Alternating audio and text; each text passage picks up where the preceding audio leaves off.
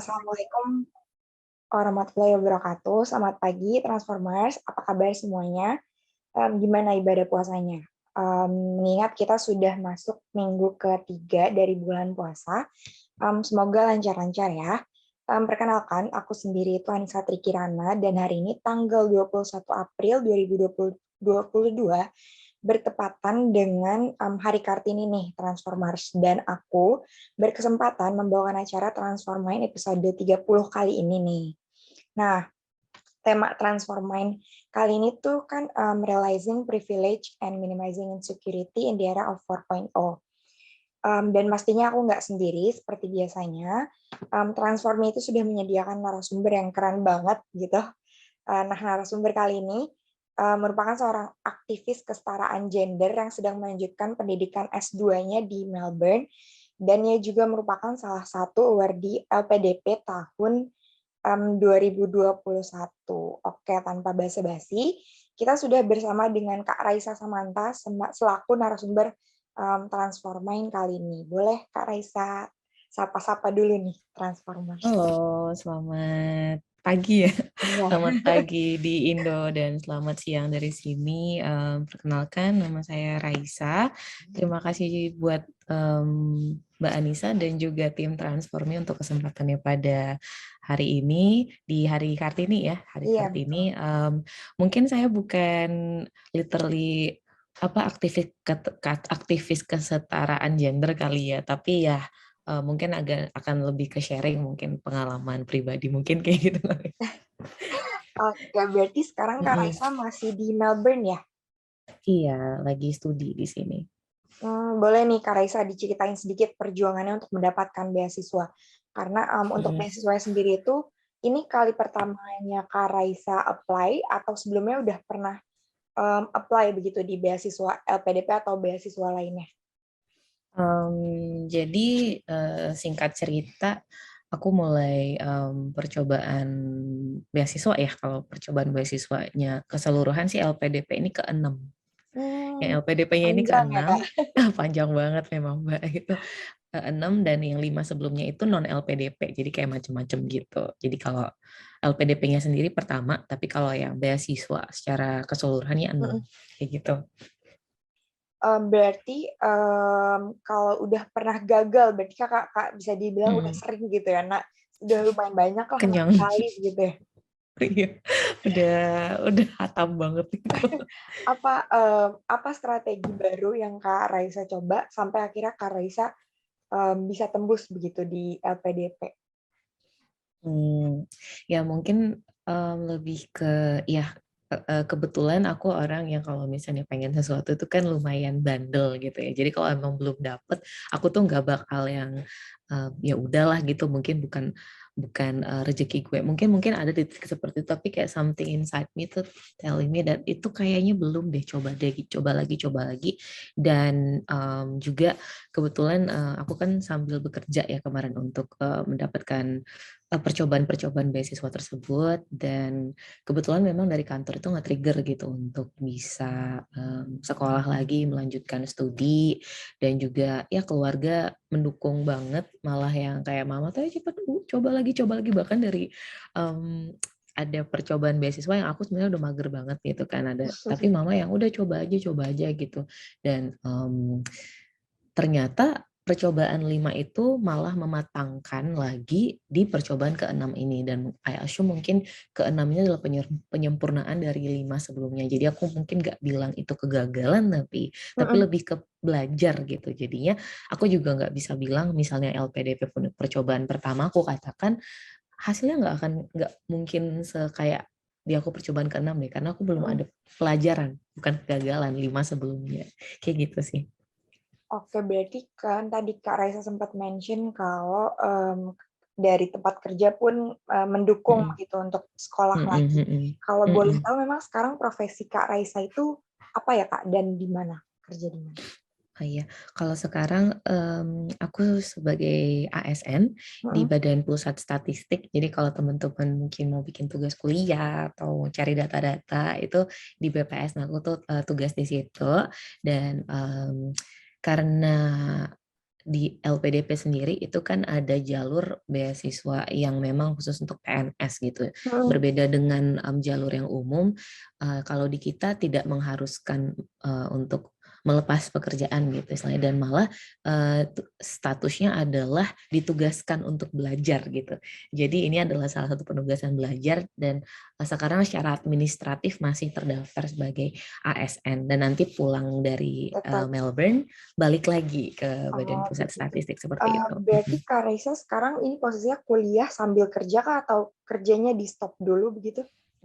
Jadi kalau secara administrasi masih sebagai ASN, tapi kalau untuk pekerjaan daily-nya itu um, tidak ditugaskan lagi gitu untuk Hmm. selama 2 tahun, karena fokusnya adalah penugasannya adalah untuk belajar gitu. Jadi yang pekerjaan yang aku kerjakan sebelum berangkat ke sini ya di hold dulu kayak gitu, statusnya kalau tugas belajar gitu. Oke, berarti kan Kak Raisa cukup sibuk ya, karena sebelumnya Kak Raisa waktu di Indonesia itu kan sambil ada pekerjaan begitu. Iya, Gimana betul sih Kak betul. proses persiapan pengaplikasian beasiswanya di tengah kesibukan Kakak?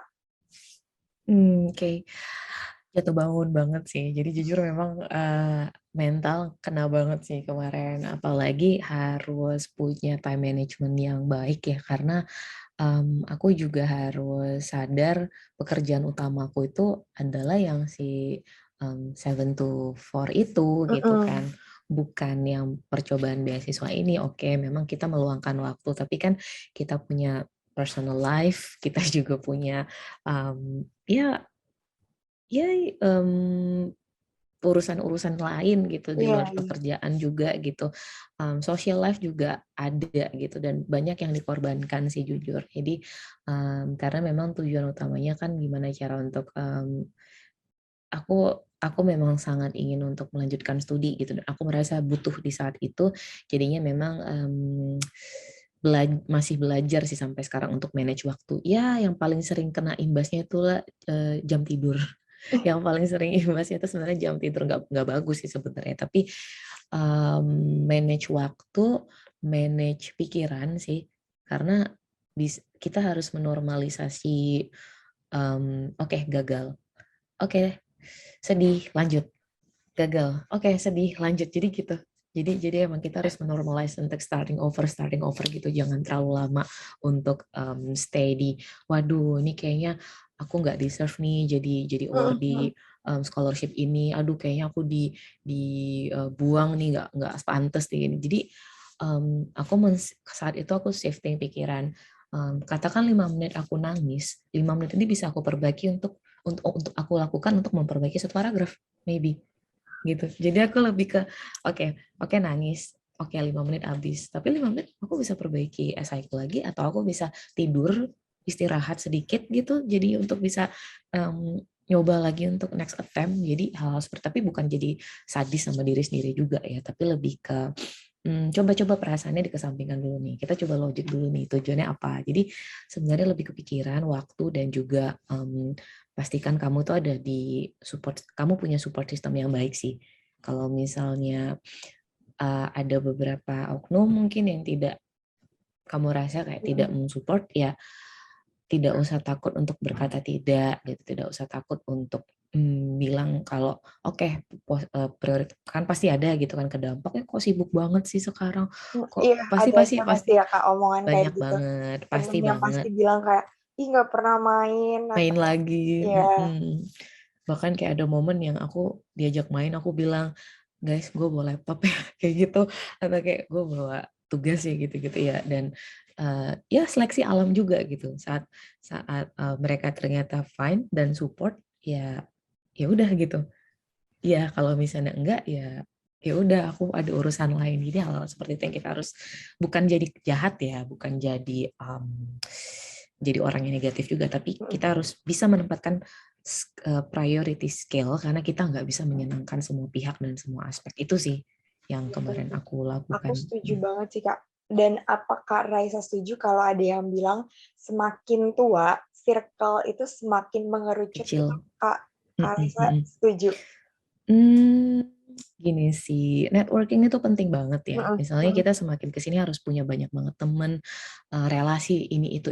Tapi mungkin circle yang dimaksud itu adalah ring satu kali. Ring Iya, satu, ring betul. dua. Iya, Iya, tapi kalau misalnya untuk keperluan, bukan bukan ini ya, bukan bukan pengen benefit dari teman-teman enggak, tapi mm-mm, maksudnya networking itu memang memang dibutuhkan sekali gitu. Tapi untuk relasi yang personal mungkin semakin sedikit itu aku akuin dan itu nggak apa-apa gitu karena orang juga kita nggak bisa maksain priority skill orang lain itu adalah kita gitu, betul. vice versa gitu, Benar. jadinya nggak apa-apa gitu. Benar. Oh iya, untuk Transformers, kalau ada yang mau ditanyain, boleh banget. Bisa langsung kirim di kolom chatnya. Oke. Nah, berarti kan Kak Raisa udah bekerja di Badan Pusat Statistik nih. Since have you settled already? Kenapa sih Kak masih susah-susah mau sekolah lagi? Selain kan S2, maksudnya aku pribadi masih ini nih, masih kuliah kan, Ya, ya. D4 begitu, maksudnya setara Oke. dengan S1, itu aja udah cukup banyak gitunya. Dan kakak, ketika kakak udah kerja, kakak masih kayak, yaudah deh gue S2 lagi gitu. Apa sih selain Mm-mm. dari yang tadi kakak mention, tempat kerja kakak dukung dan lain-lain begitu, apa kak? Jadi gini, aku nggak pernah bilang ke orang-orang, ayo S2, Mm-mm. ayo cari scholarship. Aku nggak pernah bilang kayak gitu, tapi aku lebih ke nanya, apakah kamu butuh S2? Apakah kamu ngerasa ini ada hubungannya, ini mendukung main goal di hidup kamu? Aku lebih ke situ dulu gitu.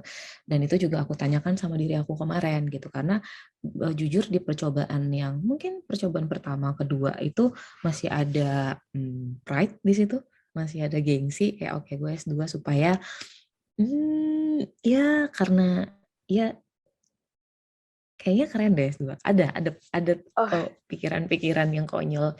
Ya bukan konyol ya, itu proses kita untuk ini ya, proses kita wajar lah ya, semakin wajar ya kak. wajar gitu kan, Namanya masih nggak apalagi ngejar S2 di luar negeri begitu kan. iya gitu kan, ambi kan anaknya kan. Terus Mm-mm. tapi nggak tahu sebenarnya mau ngapain gitu, apa cuma sekedar nempelin title master doang di belakang Iya. gitu, gitu. Jadi kita harus cari tahu dulu gitu kenapa. Nah di situ, nah jadi sedikit cerita, aku kan udah 6 di percobaan ke pertama itu aku udah di 5 tahun bekerja, Mm-mm. 5 tahun bekerja dan nah kebetulan di penempatan CPNS aku pertama itu aku tuh di pedalaman Papua gitu, di pedalaman Oh. Papua.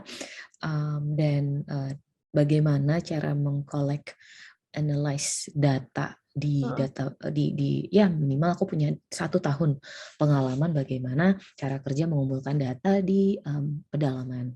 Nah di tahun kedua aku dapat kesempatan untuk pindah ke masih di Papua juga, tapi kalau pernah dengar di Kabupaten Jayapura, jadi bisa dibilang itu eh mau apa ya, way more urban lah daripada yang si Yang si sebelumnya. pedalaman itu. Ya 2 tahun di situ dan kebetulan puji Tuhan dapat dapat apa ya, tawaran untuk ke BPS pusat, which is di Mm-mm. Jakarta. Pulang lagi, aku kuliah di Jakarta BTW, jadi Mm. kayak balik lagi gitu kan ke Jakarta dan bisa melihat skup nasional gitu. Nah aku udah ngerasa aku udah punya, ya walaupun tidak sempurna dan tidak lama banget, tapi minimal Mm. punya gambaran tahun pertama, tahun kedua, ketiga, dan secara nasional. Kemarin juga dapat kesempatan untuk involve di sensus penduduk 2020. Jadi aku juga aku kan statistik Mm.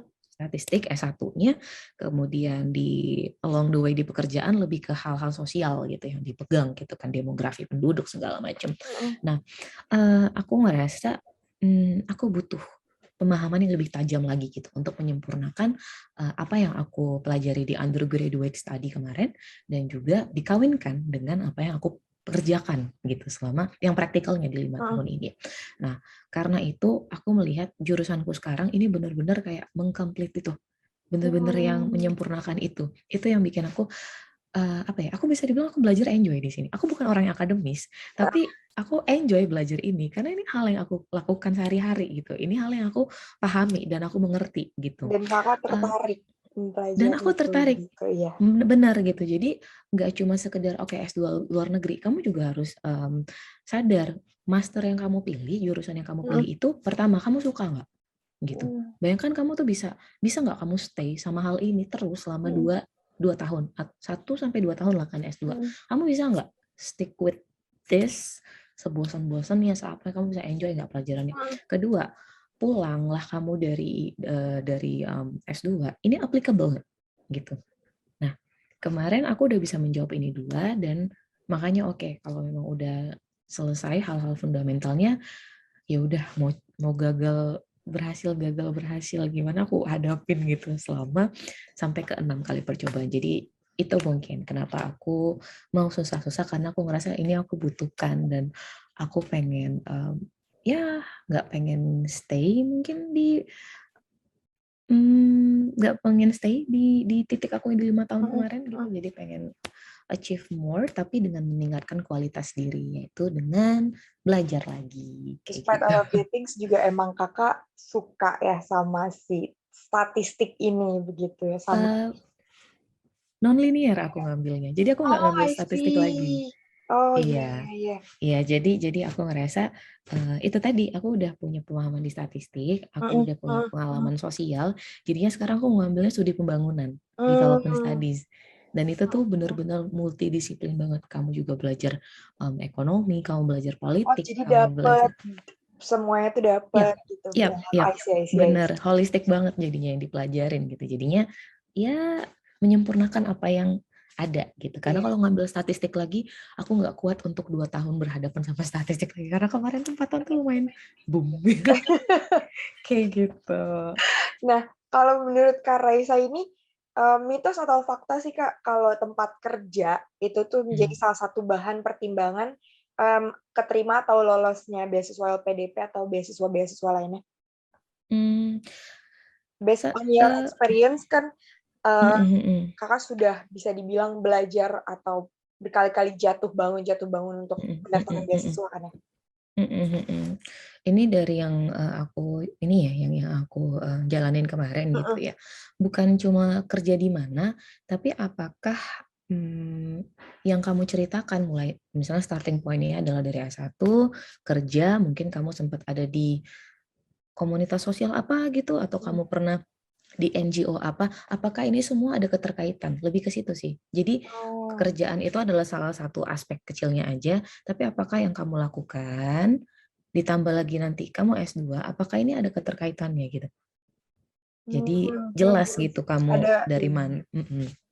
Lebih ke situ sih. Salah satunya iya, tapi kalau misalnya dijajarin tuh whole Iya. story itu nyambung nggak Oh, I gitu. see, I see, I see. Mm-mm. Berarti bisa dibilang fakta juga Mm-mm. enggak, dibilang Mm-mm. mitos juga enggak, kayak as long as Mm-mm. berkesinambungan antara pengalaman dan juga Iya, pekerjaan yang sedang dilakukan itu iya kayaknya bener.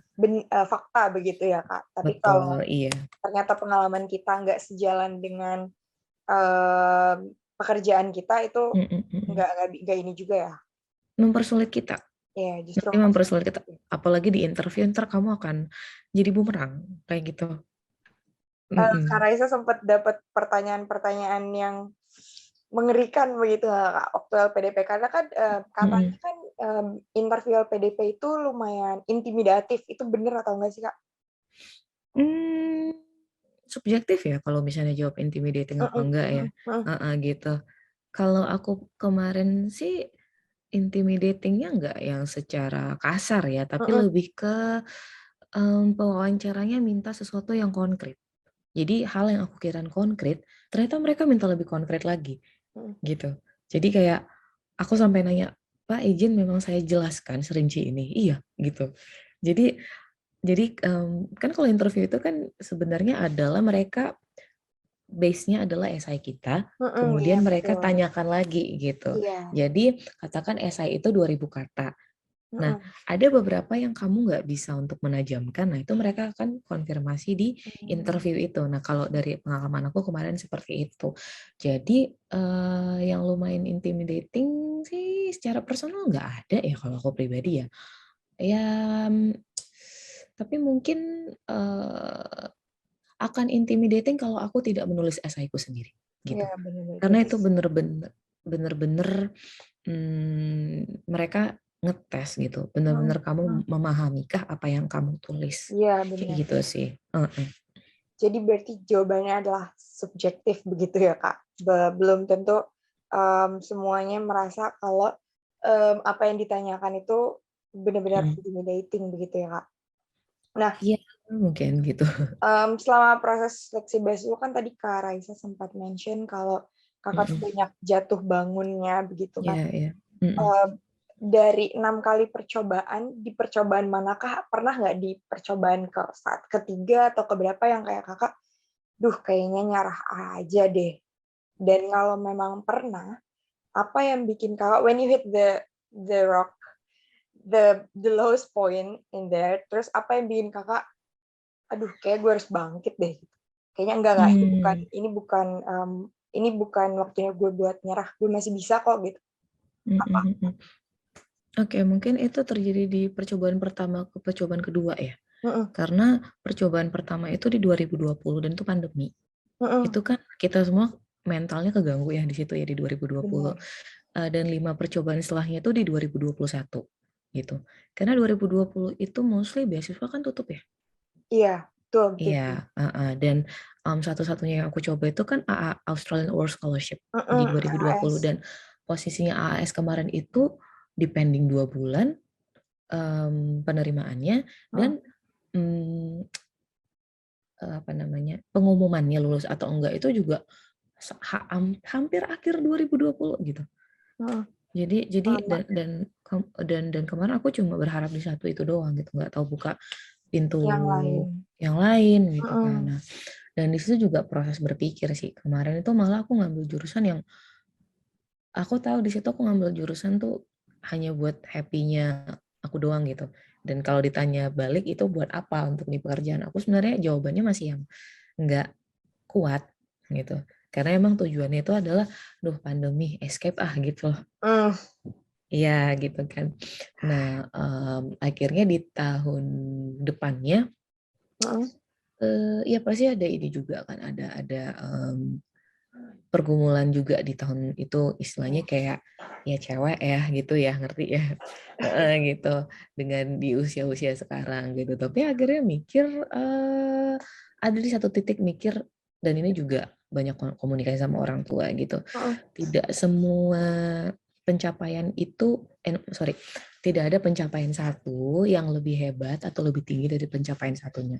Itu sih yang aku pegang gitu. Jadi akhirnya apakah ada yang memilih berkarir dulu, apakah ada yang memilih untuk sekolah dulu atau memilih untuk berumah tangga dulu atau mungkin dia milih untuk ya hidup santai dan tidak ada goal sama sekali, itu pilihan semuanya gitu. Jadinya setelah aku di tahun pertama percobaan itu masih ada sedikit keraguan gitu. Duh ini kalau misalnya tiba-tiba ya ngaco lah gitu kan. Tapi di tahun kedua pikiran yang ini ya, Kak. Iya, di tahun kedua itu aku mikir oke, aku nggak bisa intervensi variabel yang tidak bisa aku kontrol. Nah, aku lihat mana nih variabel yang bisa aku kontrol sekarang, yaitu meningkatkan kualitas diriku. Nah, apa yang sekarang di depan mata? Percobaan beasiswa, ya udah kayak gitu. Dan aku ngerasa kemarin di pekerjaan juga dibilang stuck bukan stuck ya, tapi kayaknya untuk aku di tahun kelima bekerja segitu dulu gitu. Kayaknya Udah mau cukup porsinya gitu. udah porsinya udah cukup di situ. Jadi kayaknya ini udah kayak bener-bener dijepit harus sekolah nih. Kayak gitu. Itu sih dan akhirnya lebih tenang karena keluarga sih. Keluarga emang dukung banget dan dari diri kita sendiri juga udah benar-benar punya prinsip itu. Mana yang rezeki duluan ya udah dan tidak membanding-bandingkan sama orang lain dan ya mungkin kayak gitu. Jadi semua itu sebenarnya bisa solve dalam pikiran kita sendiri kok gitu. Nah, that's the hardest part sebenarnya ya. Kontrol pikiran kita sendiri. Terus yang kayak kakak bilang, fokus sama variabel yang memang bisa kita kontrol. Dikontrol. Itu gimana? Gimana sih Kak caranya? Karena banyak kan yang Contohnya misalkan kayak, maksudnya pasti tetap deep down kepikiran sama variabel-variabel yang nggak bisa kita kontrol, kayak terus karena Mhm. kepikiran itu kita jadi meragukan diri kita, kayak, "Duh Mhm mhm. kayaknya gue kurang ya," gitu, atau "Persiapan gue Mhm mhm. kurang ya, aduh gimana," gitu-gitu. Itu gimana sih, Kak, cara Kakak untuk bener-bener akhirnya, "Duh nggak, itu nggak bisa, kayaknya itu nggak bisa kita kontrol, ayo Heeh fokus ke heeh. benahin diri aja," gitu? Tapi jujur sampai detik ini juga aku masih struggling sama itu kok. Jadi Oh, I bukan yang see. udah langsung ya namanya manusia gitu ya, Mhm. apa ya, terlalu bersemangat untuk memikirkan 1 abad ke depan gitu. Iya, Padahal bener bener. iya, Apalagi padahal kan sebenarnya Kakaknya perempuan heeh, futuristik kan, melihat, banget. ke depan begitu. Futuristik yang kurang penting sebenarnya gitu Iya. kan. Gitu sih.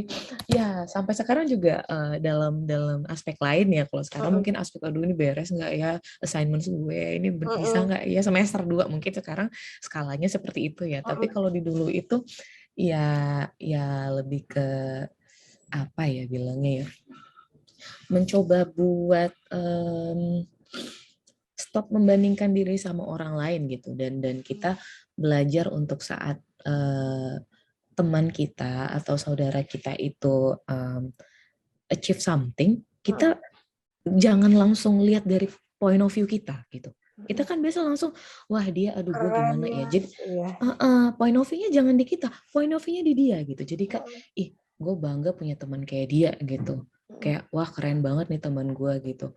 Dan saat kita itu pengen achieve itu memang itu jadi kayak bahan pertimbangan. Dia bisa kayak gitu. Oke, is it suitable for me gitu. mhm Kayak itu tuh cocok nggak sama sama, kondisi gue sekarang gitu. Bisa sih kita tuh sharing kan kayak, mmm, ada juga kok beberapa temanku yang, ngobrol-ngobrol-ngobrol dia kepikiran, "Apa gue beasiswa kayak lu ya, Ca?" Atau, kemarin juga aku tuh lihat kakak-kakak tingkat kan, "Ih, apa aku, beasiswa ngambil sekolah juga," kayak nggak apa-apa dijadikan bahan pertimbangan, tapi itu bukan jadi kayak, tolak ukur, seperti itu. Kemudian, ini juga aku tahu rumusnya, tapi ini juga sekarang suka jatuh bangun menjalankannya adalah, mmm, kita kenali diri kita sanggupnya menerima informasi sebatas mana gitu. Misalnya gini, untuk menyelesaikan yang, misalnya aku dari kita praktikal ya, misalnya dari beasiswa yang kedua, ketiga gitu kan. mhm. Terus ada juga, udah buka pendaftaran yang beasiswaku yang keempat sama kelima gitu. Nah, aku berusaha untuk tidak mau membaca dulu requirement yang 4 sama 5 Oh, I gitu. see. Jadi satu-satu gitu. Jadi kita, jangan FOMO gitu loh. Iya. Karena kalau misalnya terlalu banyak informasi pun kita overwhelm. Oh, iya Mungkin benar. ada banyak orang mungkin yang bisa gitu untuk maintain semua kayak juggling gitu ya, hebat gitu. Tapi kita tanyakan diri kita, sejauh mana kita bisa juggling gitu. Nah, Mhm aku jujur orang yang kapasitasnya kecil, aku gampang mhm. overwhelm. Jadi aku tahu aku cuma bisa sanggup untuk menyelesaikan next step dulu, gitu. Jadi, kadang kan discuss sama teman-teman, "Eh, lu tahu nggak sih yang ini?" Aku berusaha untuk pergi dari percakapan, karena kalau aku tahu nanti ke-distract yang di depanku lagi kusiapkan gitu. Mending aku beresin ini dulu, baru kalau ini udah ya cut. Let's say di 80% beres deh, baru kita coba move ke yang next step boleh gitu Mhm kan, atau mhm. memang kalau mau completely kelar juga nggak apa-apa gitu. Jadi satu-satu aja, diberesin dan, itu akan sangat meringankan beban pikiran sih, Mhm. sangat meringankan beban pikiran dan, yang pasti juga balance sih. Jangan jangan push yourself too hard sampai ibarat aku menjadikan diriku tuh teman sebenarnya, sahabat gitu. Kamu kadang kita kan jahat sama diri kita gitu, kita nggak mempedulikan diri sendiri, tapi kita peduli orang Betul lain gitu. betul. Makanya ya udah, kita jadikan diri kita sahabat. Nah, kamu pengen sahabat kamu gimana? Pengen sahabat kamu sehat. Kamu pengen sahabat kamu itu dapat, hal-hal yang terbaik. Kamu pengen sahabat kamu tuh tetap happy. Ya udah kamu perlakukan. Misalnya kamu berikan sahabat kamu itu adalah Mhm. makanan yang Oh, I terbaik. see. Itu mungkin aplikasinya aku mulai, ya, memastikan setiap makan itu sayurnya cukup. Memang hal-hal yang kayaknya terlihat nggak nyambung, Iya. tapi, mikir itu tuh butuh energi loh. mikir dan berstrategi itu butuh pikiran dan jiwa yang sehat loh. Kamu mesti kasih sahabat kamu tuh olahraga. Kamu mesti kasih sahabat kamu tuh mungkin ya 1-2 hari libur lah, kasihlah nonton Netflix atau kasihlah untuk jalan-jalan dulu gitu. Nah, saat dia udah tapi jangan jadi keterabas Jadi sih contohnya. malas-malasan gitu ya. Iya gitu. Nah, kalau misalnya kamu udah bisa pastikan dia dalam kondisi yang nyaman, ya udah ajak berjuang bareng gitu sih. Akhirnya kalau kita sudah menempatkan diri kita kayak nge-treat diri kita sebagai sahabat kita sendiri dan partner untuk kerjasama, biasanya aku sih ngerasa konsep itu lebih works daripada kita self love. Oke, self love oke gitu. Tapi kadang-kadang kita itu kan nggak suka lupa untuk sayang sama diri sendiri. Ya udah kita ganti aja konsepnya. Bagaimana kita untuk make sure sahabat kita ini bisa berjuang dalam keadaan oke dan pikirannya tenang gitu Berarti mungkin. the first step-nya itu cari tahu dulu, maksudnya lebih kenal sama diri kita sendiri dulu ya Kak, benar ya? Baru nanti Benar. selanjutnya kita bisa menghadapi apa yang akan kita hadapi ke depannya kalau kita udah nyaman sama diri kita sendiri, kayak kita Ya. bisa benar-benar bisa berjuang gitu dengan Betul, sepenuhnya begitu betul. ya Kak. Iya benar. Nah, kalau Kak Raisa sendiri tuh setuju nggak sih Kak? Sekarang kan istilah ini lagi marak-maraknya nih, Apa tuh? istilah privilege ya kan. Oke. Nah, ya kan. Nah, kalau Kak Raisa sendiri setuju nggak kalau tiap orang itu punya enggak, kalau cuma orang-orang yang punya privilege yang bisa sukses atau bisa lulus beasiswa atau bisa mencapai goals-nya Kak Raisa sendiri, setuju nggak sih Kak sama Suksesnya pernyataan standar tersebut? siapa dulu? Suksesnya yang tadi dimaksud itu standar siapa dulu gitu. Mungkin ada orang yang dia bahkan ya mungkin ya dari keluarga yang struggling, mungkin sukses dia itu bisa tamat SMP udah sukses. I see. Mungkin ada anak yang dia datang dari keluarga yang sampai nenek kakeknya itu profesor gitu. Mungkin definisi sukses itu adalah PhD di Oxford. I see. Benar, Gitu. benar. Jadi itu benar-benar apa ya? Privilege menurut aku itu adalah hal yang sangat harus disyukuri dan jangan jadi hal yang bikin kita malu gitu. Banyak orang tuh malu sama privilege-nya. Dan bahkan kayak privilege malah kayak dikata-katain gitu nggak sih? Kayak iya lu kan privilege gini gitu. Aku kurang setuju sama hal itu gitu. Tapi aku juga nggak setuju sama orang yang dianggap privilege dan dia take for granted. Itu lebih pilihan dia sih gitu. Tapi ya aku pribadi kurang setuju gitu. Tapi gini sih. Gini Kak, itu lagi kamu kalau yang aku pahami gitu ya, kamu boleh untuk compare sama orang, tapi itu cuma sekedar kayak tahu aja, tapi tidak usah dijadikan patokan atau tolak ukur gitu, karena semua orang berangkat dari titik yang berbeda-beda, semua orang tidak punya kualitas support system yang sama. Benar.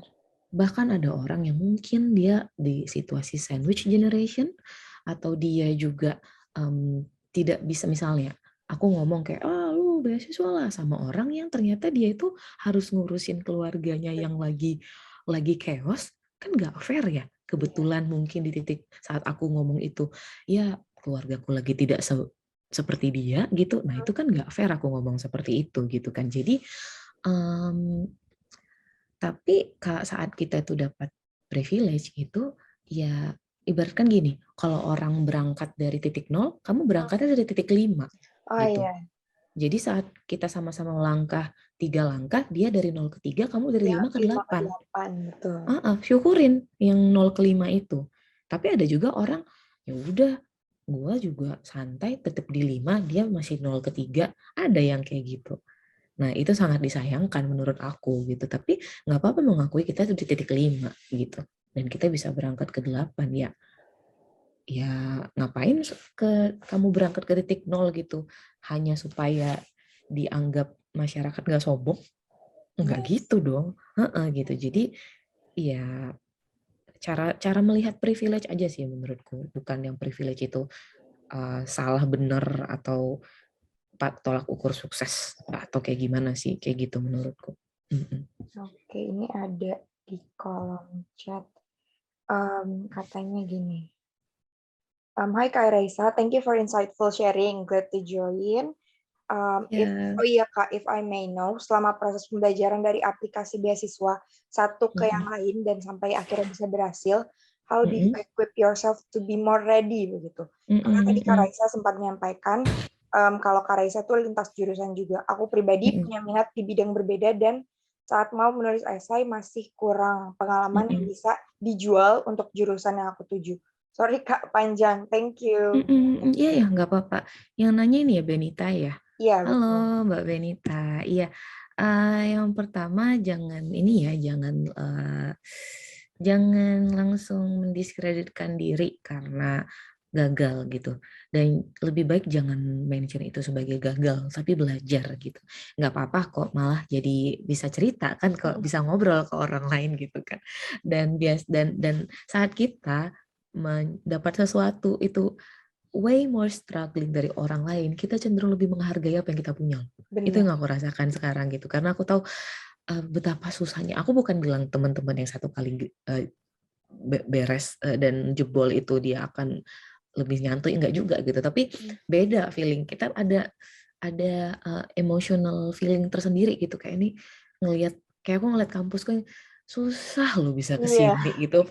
Pikiran-pikiran kayak gitu akhirnya saat kita mau males-malesan bikin tugas agak sungkan gitu loh. Karena susah ke sini. Kayak gitu. Kalau selama proses aplikasi, how do you equip yourself to be more ready? Oke. Ini mungkin lebih ke praktis ya, karena ceritanya mau non-linear juga ya jurusannya. Jadi sebenarnya it's okay kalau misalnya pengalaman itu dijadikan selling point gitu, kayak tadi mungkin aku titik beratnya adalah pengalamanku. Tapi kalau memang kalian merasa belum bisa terlalu dalam di situ, mungkin lebih ke gini, kalian memahami field mana yang sedang bermasalah, dan di field yang bermasalah itu kalian doang lah yang tahu bagaimana caranya untuk memperbaiki masalah itu. Dan be more specific. Mungkin seperti itu gitu. Bisa dipakai mungkin karena aku ke bawah banget gitu sebenarnya konsep statistik gitu. Jadi kamu juga bisa argue dengan misalnya ini di daerah X katakan ada masalah ya hutannya bermasalah gitu kan. Nah, spesifiknya mungkin di daerah ini. Nah, dan kamu punya ide nih untuk memperbaiki masalah hutan ini A, B, C, D. Nah, ini parah banget nih. Menurut data bilangnya gini. Menurut ini pokoknya ditunjukin kalau ini yang masalah banget. Dan katakan Benita 1.0 yang mengetahui itu saat berangkat ke Universitas X, si Benita 2.0 doang lah di dunia ini yang bisa menyelesaikan itu. Gimana caranya kamu untuk bisa meyakinkan itu dengan bukti-bukti yang konkret pastinya gitu. Mungkin bisa pengalaman 1-2, tapi kalau memang kamu ngerasa selling point kamu bukan di pengalaman, tunjukkan kalau kamu benar-benar menguasai masalah itu. Dan ya karena orang statistik, kita ngobrol pakai data itu akan lebih dipercaya kok, karena kamu ngobrol berdasarkan apa yang memang sudah ada gitu dan terjadi gitu. Mungkin apakah menjawab? Gimana Kak Benita? Yes, katanya. Iya, semangat non-linear seru sih sebenarnya. Jadi Thank kamu you bisa Kak. luas, iya bisa luas banget pengetahuannya, nggak cuma di undergraduate study doang. Gitu. Oke, kita balik lagi ke bahas privilege gitu ya Kak. Menurut Kak Raisa, setiap orang tuh punya privilege-nya masing-masing nggak sih Kak? Oh iya. Punya. Iya, Dan pastinya punya.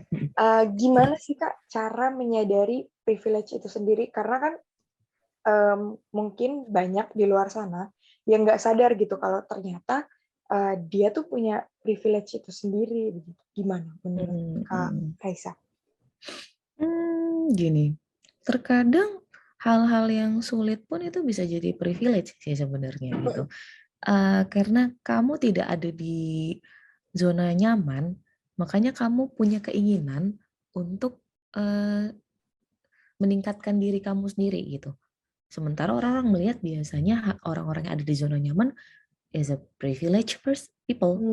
Iya nggak sih? Iya, gitu. iya, iya. Kayak misalnya nih, kalau misalnya dibalik nih logikanya, aku orang yang ya orang tuaku bisa menyekolahkan aku ke Melbourne tanpa, maksudnya dengan duit keluarga kayak Mm, gitu. Aku nggak akan struggling capek-capek untuk LPDP mungkin gitu. betul. Iya gitu. Jadi tapi mungkin ada orang yang melihat mungkin ya orang-orang yang bisa berangkat tanpa beasiswa itu privilege people. Ada Mm, juga yang bilang kayak gitu. Jadi tergantung point of view-nya menurut aku gitu. mm. Tapi aku juga di sini aku bukan membedakan anak yang masuk um, kuliah dari dan tanpa beasiswa, bukan ya. Iya, Ini kan kita iya. cuma ini dari gimana kamu cara pandangnya aja sih sebenarnya. Kayak gitu. Berarti berarti semua orang benar-benar punya privilege-nya masing-masing begitu ya Kak. Tinggal Iya. gimana cara kita menyadari aja kalau Mm-mm. ternyata itu privilege satu orang dengan orang yang lainnya itu nggak mungkin selalu sama begitu ya Kak. Dan hal yang mungkin dianggap itu adalah kesulitan, itu sebenarnya privilege loh. Mm-mm, Gitu. mm-mm. Kalau misalnya kamu nggak sulit, kamu nggak berusaha sekuat tenaga. Benar-benar. Mungkin Dan kamu, kamu yang sekarang itu mm. nggak akan ada kalau nggak mengalami kesulitan itu. Jadi justru kesulitan itu yang bikin kamu jadi sebesar ini begitu ya Kak. Iya, and I saw, misalnya gini, kayak tadi aku Mm, cerita, aku tempat penempatan di Papua selama 3 tahun, mm, gitu. Aku akan dulu melihat teman-teman yang penempatan dikatakan di Jakarta, penempatan itu adalah mereka privilege people, gitu. mm. Tapi sekarang aku menyadari pengalamanku 3 tahun di sana itu privilege. Jadi aku Justru benar-benar lebih menguasai berharga gitu betul. ya Kak. Iya, aku menguasai betul pekerjaan. Maksudnya memahami betul gitu. em, Bagaimana struggling di daerah Mm, mungkin dibandingkan sama teman-teman yang di ini ya non non non non daerah gitu atau mungkin sebaliknya gitu. Aku mungkin belum yang terlalu hatam banget di daerah perkotaan banget gitu. Jadi eh, tergantung dari sudut mana gitu. mm. Dan untuk studiku sekarang yang dibutuhkan ya pengalaman-pengalaman yang real kayak gitu. Jadi Aku sempat lihat nih di postingan Instagram mm-mm, Kak Raisa. Kak mm-mm. Raisa sempat upload video tentang ideal betul ya Kak? Oke, Ya, tugas tuh, tugas. tapi itu benar-benar relate sih, Mm-mm, benar-benar relate. Kalau aku boleh mm-mm. tahu, menurut Kak Raisa sendiri, ideal itu sebenarnya apa sih Kak? Oke. Ya, jadi kemarin, oh ya sempat disinggung. Jadi ideal itu sebenarnya adalah video singkat. Itu tugas sih, tugas dari I see. LPDP. Tugas dari LPDP itu untuk menunjukkan satu video. Lupa deh judul tugasnya apa. Pokoknya di situ aku membahas tentang isu sosial yang menganggap uh, what majority says itulah yang benar kayak gitu. Nah, dan banyak banget kita tidak bisa pungkiri uh, women has to be like this, women has to be Mm-mm. like that kayak gitu kan. Dan itu menggangguku juga sebenarnya waktu dulu percobaan beasiswa gitu kan. Uh, Ideal menurutku itu adalah saat kamu merasa itu memang kamu butuhkan. Hmm. Itu sebenarnya kalau kamu rasa itu kamu butuhkan secara pribadi tanpa intervensi orang lain, itu ideal buatmu. Jadi tidak ada satu pakem ideal secara general menurutku gitu. Hmm. Aku kurang setuju, sampai sekarang aku nggak setuju gitu kalau misalnya fase hidup orang itu ditentukan umur segini sampai umur segini baiknya. Ya, Bahkan kata baiknya itu mengganggu loh gitu. Jadi kalau yang di luar itu kayaknya less baik gitu. Iya nggak sih? iya, iya, Gitu. Karena ya siapa sih yang nggak mau fit in di timeline yang ditentukan seperti itu gitu. iya, Bahkan ada orang yang mungkin mencoba untuk fit in di situ dengan mengorbankan dirinya sendiri betul. gitu.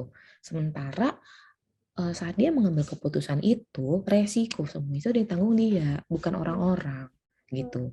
Jadi sebenarnya aku bukan bilang kita bodoh amat sama orang lain, enggak Hmm. gitu. Tapi kita tahu informasi dari orang lain seperti apa, kita tahu kita itu orangnya kayak gimana. Nah, kita cari titik tengahnya lah seperti itu. Kita juga nggak bisa hidup hidup sendiri di kayak apa ya, kayak benar-benar ansos sama orang lain nggak bisa juga gitu. Kita punya keluarga juga yang harus dipikirkan, kita punya ya kita punya teman-teman lain juga harus dipikirkan. Tapi porsi kita untuk diri kita sendiri harus lebih banyak, kayak gitu.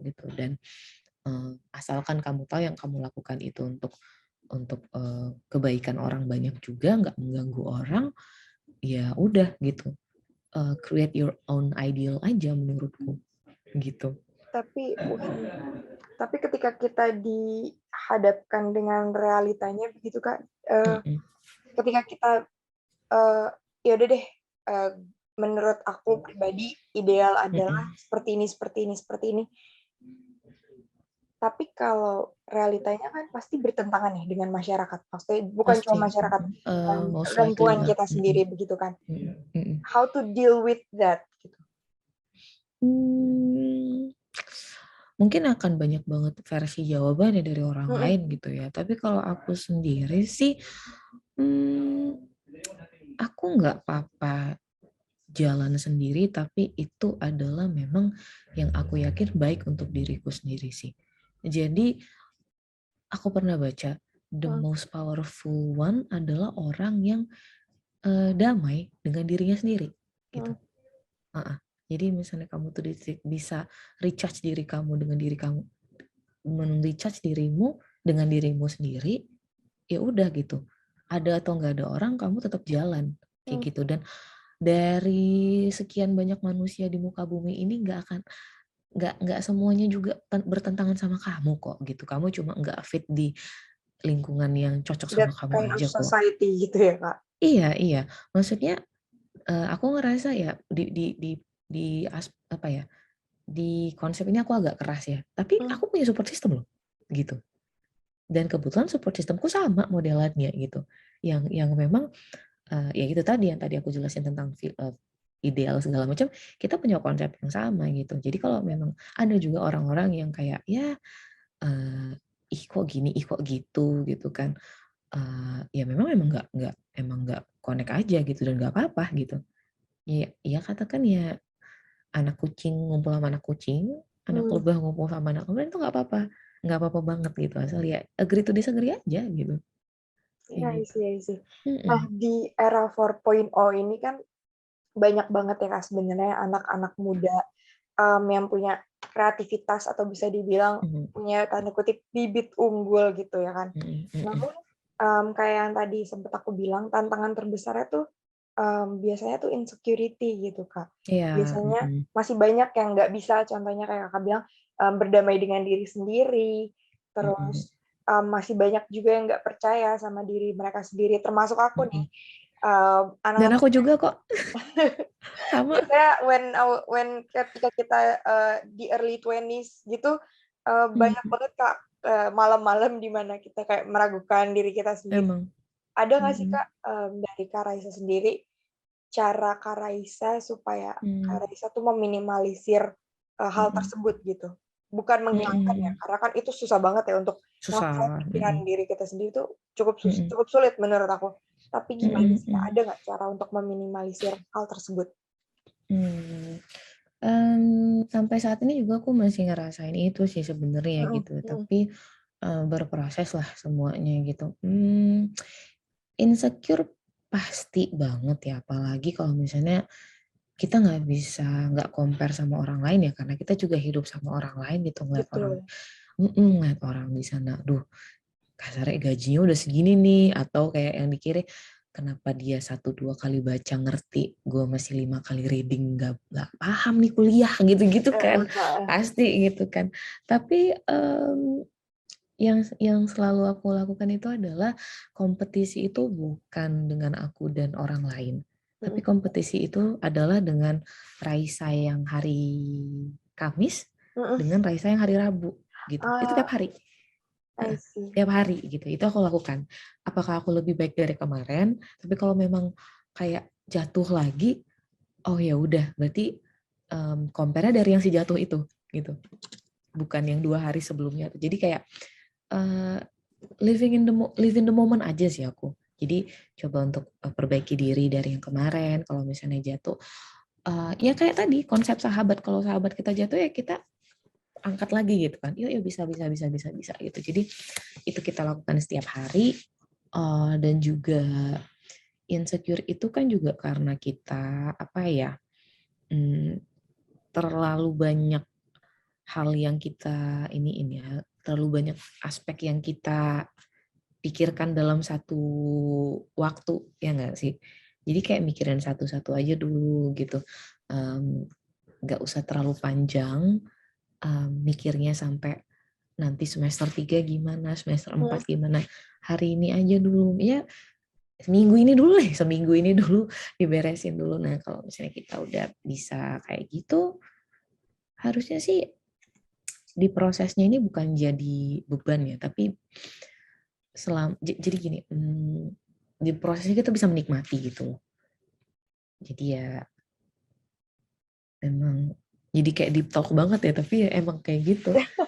Kayak Ini gitu. ada yang mau nanya, tapi katanya mau nanyanya open mic. Oh Boleh ya nih, Kak silakan, boleh Natasha? banget dong. Halo Kak Raisa. Halo Uh, Natasha. Perkenalkan nama aku Natasha. Terima kasih Mm-mm. Transformi kesempatannya. Kak, aku mau tanya dong kehidupan di Melbourne tuh gimana sih Kak sekarang? Kakak apa sambil part-time kah? Atau justru Kakak kuliah aja atau gimana Kak? Dan kalau boleh tahu Mm-mm. persiapannya apa aja sih Kak waktu mau pergi ke Mm-mm. Melbourne itu? Oke. Thank you Natasha. Thank Kalau you. sekarang Melbourne dingin, lagi autumn, jadi udah mulai on the way ke winter. Windy banget, wah berangin banget di Melbourne. Kalau sekarang aku full time student karena ya itu tadi aku di semester 1 ini sangat banyak adaptasi di semua aspek gitu. Jadi aku belum berani untuk terlalu banyak main. Ya maksudnya main pasti gitu ya, kayak ya deket-deket sini aja gitu, atau yang as a group gitu sama teman-teman LPDP lainnya. Tapi kalau yang sampai ikut UKM gitu, kegiatan mahasiswa atau itu, aku stop dulu karena itu tadi aku pengen fokus dulu untuk natak di semester 1 ini karena assignments juga cukup banyak. Kayak aku harus membereskan 8 esai dalam satu semester ini gitu. Ya kayak gitu sih. Dan yang aku siapkan mungkin agak sedikit ribet ya yang waktu kemarin itu, karena Melbourne itu kan 2 tahun lockdown ya, dari 2020 sampai 2022. Dan semesterku ini itu adalah pertama kalinya kuliah perdana setelah 2 tahun pandemi. Melpuni itu full online kayak gitu. Jadi persiapannya itu ya kayak urusan kayak peduli lindunginya sini gitu, jadi kayak verifikasi vaksin gitu, jadi hal-hal yang apa ya, COVID banget gitu, urusan-urusan per COVID-an kayak gitu. Kalau yang lain ya normal ya, kayak ngurusin student visa, kemudian administrasi dari LPDP, karena bagasi juga 30 kilo doang dan aku tidak berencana untuk over bagasi, jadi mungkin aku cuma bawa barang-barang yang essentials doang gitu. Agak nyesel nggak bawa semacam tolak angin atau minyak kayu putih yang banyak karena di sini tuh mahal. Oh iya, Karena Kak. impor kan. Iya, jadi hal-hal yang remeh-remeh yang di Indo nggak ada tuh. Bahkan ada teman yang benar-benar dari Indo bawa bumbu, karena emang di awal-awal kita kan kaget sama di sini kan most likely mereka plain ya makannya ya gitu, nggak terlalu yang kayak Asian yang ke bumbu gini gini gini gitu. Jadi ya mungkin kayak gitu ya. Terus Melbourne itu unpredictable banget cuacanya. Jadi dalam satu hari itu aku bisa yang bener-bener pakai sleeveless karena panas banget, dan sampai pakai coat dan timpa-timpa dalam satu hari. Aku duduk di meja makan lagi hujan, nanti makanannya datang panas, terus nanti uh, waiternya beresin cloudy, terus aku keluar tiba-tiba jadi windy, bisa kayak gitu, pernah banget. Jadi Melbourne kayak gitu. Tapi memang aku milih Melbourne ini gara-gara dia adalah top 10 most livable city. Aku bisa bilang I'm in love with Melbourne. Aku suka banget di Melbourne gitu. Dan itu juga yang kenapa aku milih Melbourne itu, selain karena jurusannya itu, karena aku yakin aku bisa ngadepin ini 2 tahun gitu. Karena kota ini nyaman gitu. Mungkin buat orang yang lebih seneng yang alam gitu, Iya. mungkin Melbourne nggak cocok ya. Kamu tak kenali diri kamu sendiri. Aku nggak bisa hidup yang kayak di New Zealand atau di Swiss yang gunung, hutan, nggak bisa. Aku tetap butuh mall, aku tetap butuh gunung apa kayak skyscraper, aku tetap butuh. Makanya aku milih Melbourne dan tidak menyesal sih. Homesick masih banget, tapi ya untuk belajar aku bisa ini deh, fokus deh dengan Melbourne. Mau ke Melbourne juga kah? Yuk.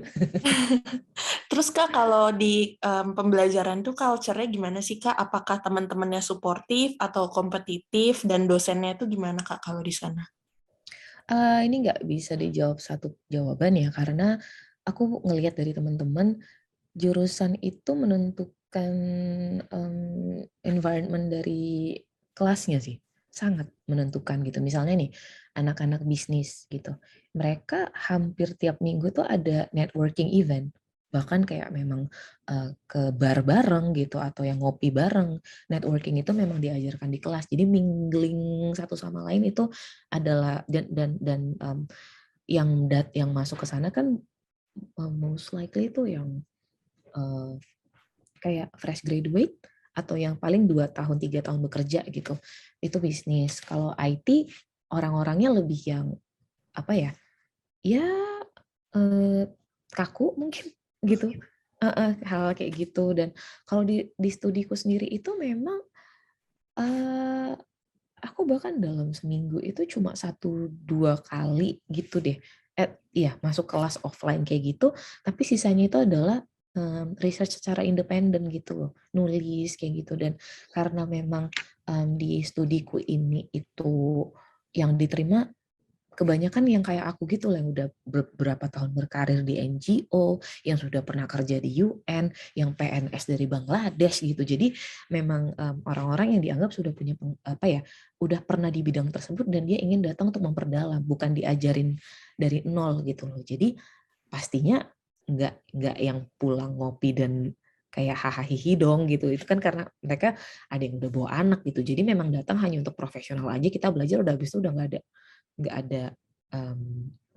udah nggak ada yang ngobrol-ngobrol banget. Itu kalau misalnya dari situasi social life-nya gitu di sini. Jadi aku banyak teman itu malah yang di luar dari kelasku, atau mungkin di semester 1, I don't know, nggak tahu semester 2 nanti kayak gimana. Assignment juga nggak ada grup assignment, aku di 8 SI itu ngerjain sendiri, jadi memang nggak ada kebutuhan untuk ngobrol banyak. Mudah-mudahan semester lanjut enggak. Dan kalau misalnya dari kuliah sendiri sih, ini bisa aku bilang sama semua dari semua jurusan.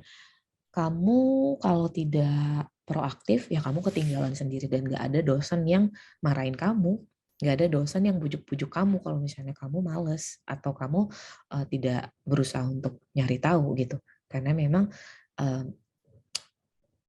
postgraduate study itu tergantung dari bagaimana kamu sendiri belajar inisiatif.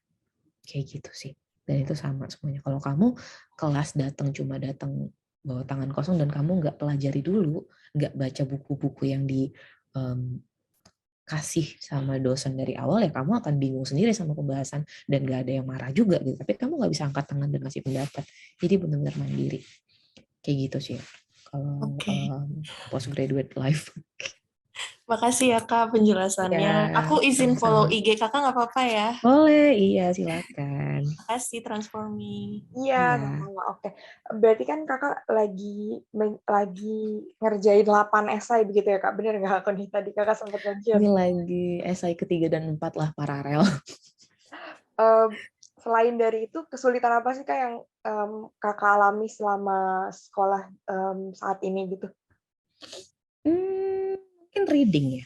Hmm. Reading. Jadi karena kan di sini kan bahasa yang digunakan kan bukan conversational English ya, tapi academical English gitu. Jadi kayak buku yang diberikan itu cukup berat, banyak, dan kamu juga harus memahaminya, itu bukan memahamin ngafal, tapi konsepnya seperti apa gitu. Jadi reading buat aku lumayan berat. Kalau di kelas sendiri sih aku nggak terlalu banyak, entah kenapa aku nggak terlalu banyak masalah gitu. Maksudnya ya walaupun memang ada dosen yang dengan logat, ada yang logat US, ada yang logat Latin, ada yang logat Turki gitu, ada macam-macam dosen di sini. Tapi ya pelan-pelan masih bisa teriniin ya. Akhirnya karena Melbourne ini kan diverse banget ya, jadi kamu nggak bisa menuntut orang punya satu logat yang sama gitu, akan beda-beda semua gitu logat Inggrisnya gitu. Itu awal-awal agak struggling, tapi kayak di bulan kedua udah mulai terbiasa gitu. Sama struggling di apa ya? Homesick maybe masih homesick, masih terjadi ya, sama manajemen waktu dan pikiran sih, karena kan dalam seminggu itu kita ada kelas yang tatap muka, ada reading juga, membaca persiapan perkuliahan, kamu juga harus nyicil esai juga. Esai itu kan butuh risetnya juga, dan kamu masih butuh main dong kan, pengen explore juga gitu, dan kamu juga mesti ngurusin apartemen kamu sendiri, yang beli sayur kamu juga harus nyapu, jadi hal-hal kayak gitu tuh yang dan kamu harus tidur yang cukup. Aku juga seneng olahraga kan, aku harus tetap kasih waktu buat lari gitu ya. Jadi bener masih struggling juga tuh untuk semuanya itu bisa berjalan bagus. Menurut Kak Raisa sendiri, penting nggak sih Kak untuk persiapan terlebih dahulu dari Indonesia gitu sebelum berangkat? Persiapan apa dulu nih? Persiapan seperti contohnya kayak persiapan akademis begitu. Nah, kalau aku kemarin kebetulan nggak terlalu ya, karena lebih ke persiapan hati ya, jadi kayak lama-lamain sama orang tua. Iya, ya mungkin bisa sih kamu mulai baca-baca aja gitu, karena kan subjeknya kan juga udah dikasih ya, udah dikasih kok subjeknya dari sebelum kita nyampe ke Melbourne. Kita udah bisa buka portal mahasiswanya, udah bisa mulai baca-baca di situ kalau memang kepengen gitu. Dan kalau once kamu udah punya apa ya, student ID dan apa namanya, email kampus segala macam, kamu udah bisa akses jurnal-jurnal juga deh kalau bisa, dan buku-buku yang terkait, jadinya kamu udah bisa mulai persiapan kayak gitu. Kalau untuk kalau untuk culture di waktu kakak sampai di Melbourne, kakak sempat ngalamin culture shock gak? Culture shock ada, tapi nggak terlalu signifikan sih menurutku gitu. Karena di sini memang terbiasa untuk diverse gitu sih kota ini gitu. Di Melbourne ini nggak ada. Bahkan aku pernah ikut tour yang kayak keliling kota gitu, dan tour guide-nya ngobrol, makanan khas Melbourne itu ya makanan kalian gitu. Dan kita di tour itu memang macam-macam, ada yang orang Asia, ada yang Western, ada yang Black people gitu. Dan waktu ada yang nanya kayak apa makanan khasnya Melbourne, makanan khas Melbourne ya makanan kalian gitu, kayak gitu. Emang se-diverse itu di Melbourne ini kayak gitu. Oke, nah Transformers tadi kan sempat dimention juga sama Kak Raisa, berarti bisa dibilang cukup penting begitu persiapan akademis sebelum berangkat ke studi ke luar negeri gitu. Nah, Transform ini menyediakan yang pertama ada pre-master course, di mana merupakan program persiapan secara akademis dan juga budaya untuk menghadapi sekolah luar negeri yang sangat berbeda begitu dengan sistem perkuliahan di Indonesia. Nah, ini cocok banget buat Transformers yang akan berangkat sekolah tahun ini. Dan kenapa sih harus ikut course ini? Karena kamu akan dapat fasilitas, yaitu kelas yang akan berjalan selama 3 bulan dan akan dilakukan setiap 2 kali per minggu secara hybrid, yang mencakup materinya itu ada academic writing dan juga oral presentation gitu. Nah, fasilitas yang akan didapetin itu antara lain 40 jam pembelajaran, feedback untuk academic essay, dan materi di learning management system yang ada di Transformi begitu.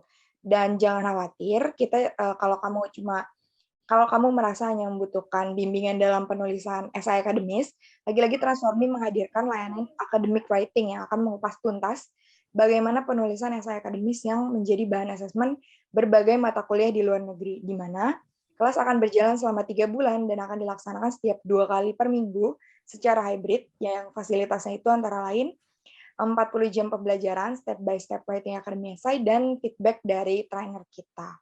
Dan nggak cuma itu, Transformi juga menyediakan berbagai macam layanan nih untuk membantu Transformers dalam meraih beasiswa yang diinginkan, mulai dari essay checking sampai interview preparation, jadi nggak perlu khawatir gitu. Nah, untuk masalah biaya, karena nggak perlu dikhawatirkan karena Transformi itu harganya super duper miring jika dibandingkan dengan learning platform yang lainnya. Dan untuk informasi lebih lanjut, Transformers bisa kunjungi link yang aku kirim di kolom chat begitu. Nah, Kak Raisa, nggak terasa nih kita udah 1 jam ngobrol-ngobrol gitu, mulai dari bahas perjuangan Kak Raisa sampai tips and trick menghadapi rasa insecure dan juga tips and trick menyadari privilege gitu. Is there any closing statement atau pesan-pesan yang ingin Kakak sampaikan untuk Transformers di luar sana yang mungkin sedang struggling? Oke, yang pertama mungkin kenali diri kamu sendiri, karena proses mengenali diri kita sendiri itu adalah lifetime, dan semakin kita mengenali diri kita sendiri, kita paling tahu apa yang kita butuhkan. Jadi nggak usah gunakan formula orang lain untuk formula diri kamu sendiri, nggak usah yakin sama langkah yang kamu ambil, dan percayalah kalau misalnya dan yang pasti tetap ya ada kuasa Tuhan juga gitu kan. Jadi kamu juga jangan yang datang dan tanpa ya udah diri kamu sendiri, enggak gitu ya, banyak komunikasikan ke Tuhan, ke orang tua gitu. Dan enggak apa-apa kalau misalnya kamu rasa itu salah langkah, karena ya kalau misalnya nyasar juga waste kan, bisa rerouting gitu kan. Yang penting goalnya, titik temunya, titik poinnya itu di situ. Jadi normalize jatuh bangun, dan saat kamu nyampe beda kok feel-nya. Saat kamu dapat sesuatu itu, kamu dengan jatuh bangun, kamu akan benar relief banget saat kamu mendapatkan apa yang kamu mau. Kayak gitu sih. Terima kasih banyak ya Kak Raisa ya Iya, untuk hadir dan mau sama-sama. berbagi informasi sama aku dan juga Yes. Transformers. Dan untuk Iya. Transformers tetap stay tune di Instagram Transformi, karena di sana akan ada informasi-informasi penting mengenai beasiswa yang sangat berguna untuk Transformers. Terima kasih juga Transformers sudah hadir di episode Transformain kali ini. Kak Raisa, semangat studi Iya, S2-nya. terima kasih. Apa tuh? Iya, Selamat selamat Hari Hari Kartini. Oke, Kartini. selamat Hari Kartini juga semuanya. Aku Kirana pamit undur diri. Wabillahi taufiq walhidayah. Wassalamualaikum warahmatullahi wabarakatuh. Sampai jumpa semua di Transformers. Terima kasih. Selamat siang. Ya.